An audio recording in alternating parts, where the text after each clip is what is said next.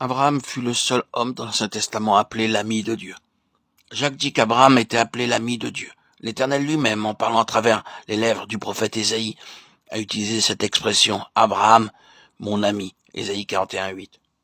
Josaphat, dans un jour de tension et de besoin invoquant l'Éternel, s'adressa à lui sur cette base, par égard pour Abraham, ton ami.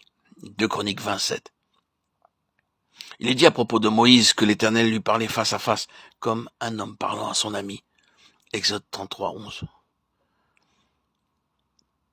Cela ne remet pas en cause ce que je viens juste de dire, parce que le mot hébreu est un mot complètement différent. Le mot que l'Éternel a utilisé au sujet de Moïse et de l'Éternel lui parlant face à face, comme un homme parle avec son ami, est le mot qui signifie son prochain ou voisin, ou son compagnon.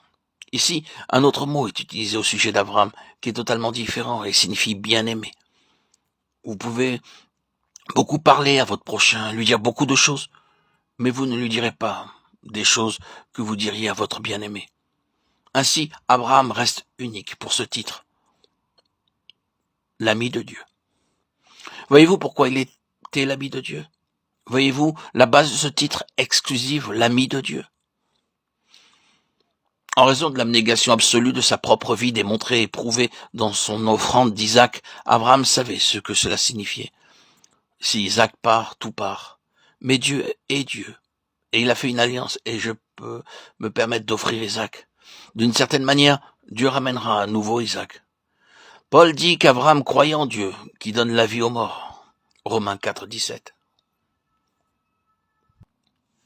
Et quand vous parvenez au point où vous pouvez, de manière si totale, tout abandonner à Dieu, parce que vous croyez si absolument en Dieu que peu importe ce que vous laissez partir, il n'y a aucune perte à long terme.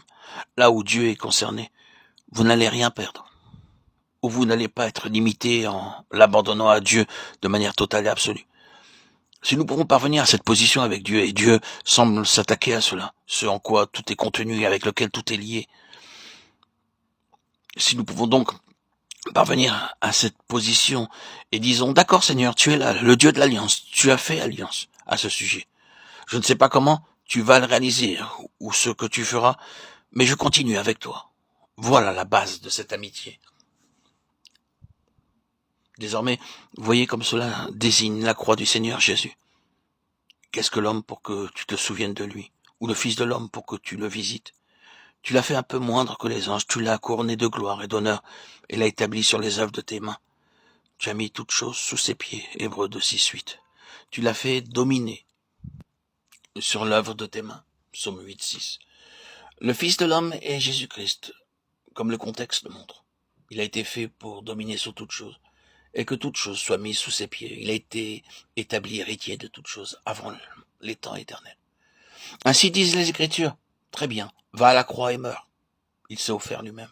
Il a donné sa vie. Et en faisant cela, tout ce qui est de l'alliance de Dieu fut mis à la croix. Mais il croyait Dieu. Par-delà la croix, sa postérité devint comme le sable du désert, comme les étoiles du ciel.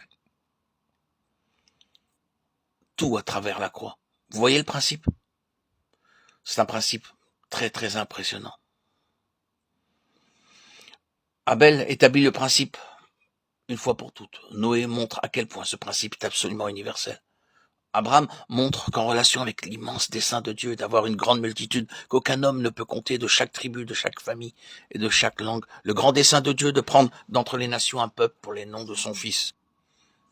Et par le moyen de la croix, par le moyen de la porte fermée à la chair, nous qui sommes concernés par le sujet de l'évangélisation, du salut des multitudes, de l'accroissement de Dieu, de la vie des hommes, que nous puissions ne pas empêcher tout cela en y apportant tellement de chair,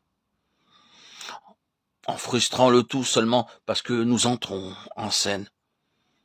Ce sera une église crucifiée qui vivra et croîtra, et aucune autre.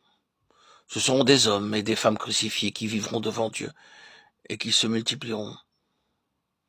Ce sera un ministère crucifié qui apportera la vie et l'accroissement.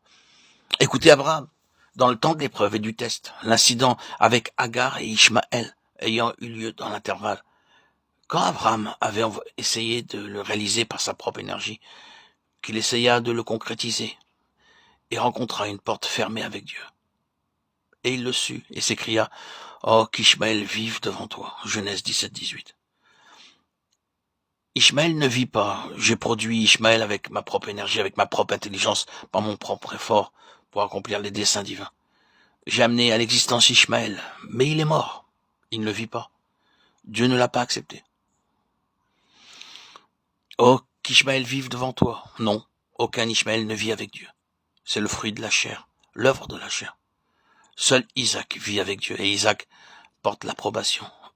Voilà la marque de la croix dans la vie d'Abraham,